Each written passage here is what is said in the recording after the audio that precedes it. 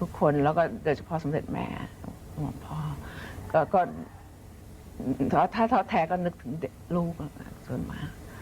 สมเด็จพระบรมราชินีนาถทรงมีรับสั่งครับ ท่านจะช่วยเหลือเต็มที่เพราะท่านก็รักลูก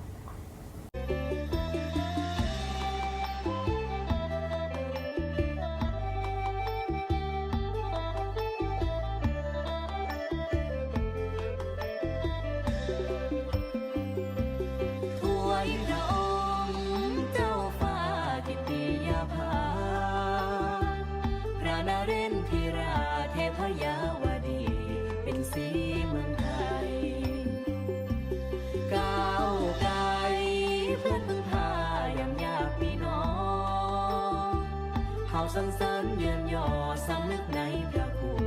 อุ่นเนื้อหรือลมเถิดพระรัตน